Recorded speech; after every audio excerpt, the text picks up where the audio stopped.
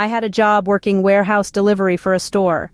The entire corporate structure was built on treating the people below you like shit, and that was passed down through every level. Managers would just bark orders and bitch you out for any reason they could think of.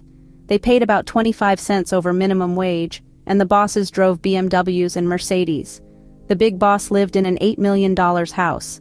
Our store was the freight hub for 4 others in the little chain, so we got to know the drivers from the other stores well, as they were always coming to load freight or drop stuff off. One day we're sitting with 2 drivers from another store, and Buddy remarks that he and his partner are working over 60 hours a week. I say he must be doing okay with all that overtime pay. He says they're not getting OT, just paid a straight time rate. I ask him if he signed an averaging agreement. He says no. He shows me his pay stub, and there it is.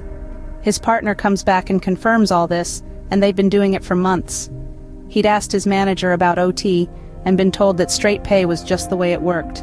I tell them that's illegal, and urge them to take it to labor relations.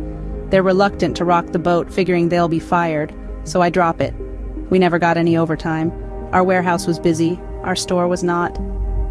A couple months later, they're in again, and Buddy's partner tells us he and his girlfriend are moving back east, and he's giving his notice. I tell him again to file a complaint. Nothing to lose now. So he does. A few weeks go by, and when I come in one day, there are expensive boss cars parked all along the loading dock. My workmate says something big is going down. All the managers have been summoned and are inside with a bunch of people in suits.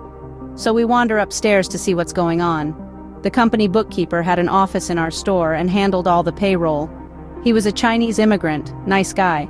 The bosses were trying to pin this on him, saying he didn't speak English very well, which was true, and had obviously screwed everything up. Turns out he was a pretty cagey guy. He knew what they'd told him to do was illegal, and was able to produce all the records of him telling them that, and of them telling him to basically just shut up and do it. He hands it all over and quits. I see Buddy, with the new partner, a few weeks later. He's got a pay stub for about 15 paychecks worth of earnings. Company got caught for all the overtime pay, and a pretty substantial fine on top of that. Added bonus, the second in command had driven over a nail when he parked his silver BMW on the loading dock and had a flat when he came out of the store. He opened his trunk and called me over and said, "Change that for me." I told him sorry, that's not my job, and if I hurt myself, my compensation claim would be denied. As he went in to call a tow truck, I stood on the loading dock and gazed upon all the havoc I had wrought, and my heart was glad.